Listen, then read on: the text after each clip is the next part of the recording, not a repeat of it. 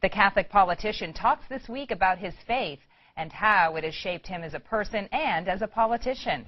It really is the thing that animates me. I can't always say that that was the case, but it certainly, since I came to the United States Senate and was faced with this awesome responsibility of, at the age of 36, I had a 6-year term, and so instead of my previous life when I was in the House, you're sort of running all the time. It's every 2 years, and I was in tough districts. So I was always running, always sort of working to stay alive in a tough area. And I got to the Senate. I had 6 years, and I'm thinking, well, wait a minute. I've got 6 years. I can think about what I'm really supposed to be doing instead of just doing the next thing. And that's really where I had some great mentors who sort of got me involved in in a Bible study at the Senate.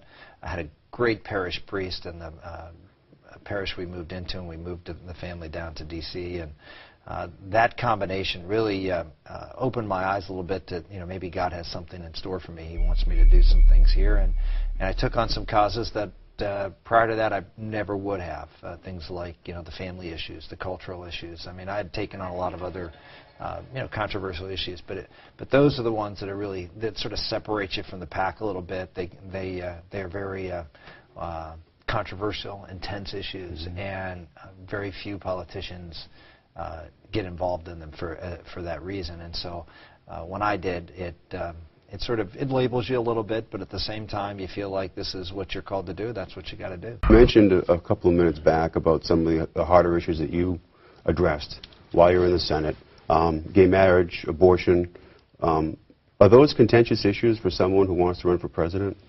They're contentious issues no matter who you are in public life. I mean, whatever office you run for. If you stick your head out of the foxhole on the abortion issue and on the marriage issue, you get labeled. I always tell folks that my kids, after I started talking about these issues, when they read the paper, after reading the paper, they used to think my first name was Ultra.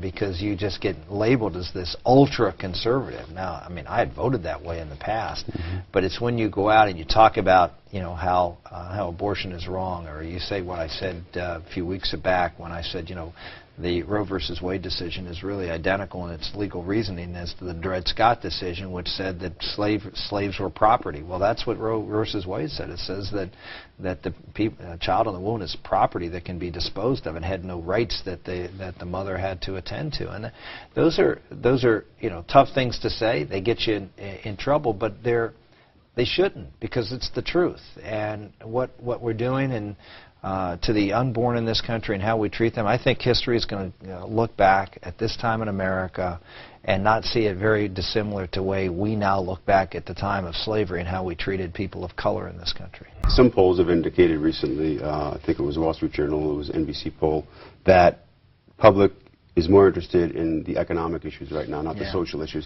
And I know that's one of your big platforms that you've talked about.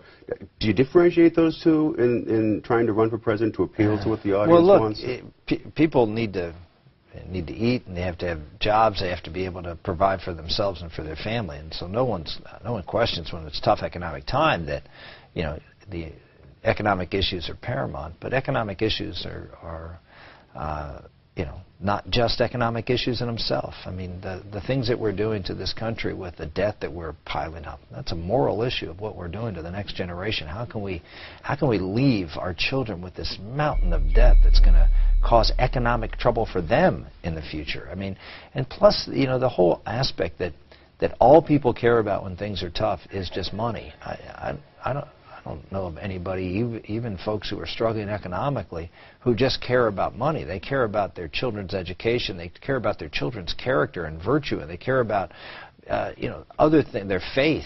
These are all important aspects of life. America is a moral enterprise. It's not just about making money or accumulating stuff. And if we have a bunch of politicians, that's all they worry about is money. I think we're missing a big part of America who's concerned about our culture, concerned about who we are as Americans and who we are around the world. I think they're very concerned about what they see as this growing anti-American feeling and jihadism that seems to be on the march now in the Middle East, in an area that's very important to us economically with oil. These are all concerns, and I think we need to talk about all of them.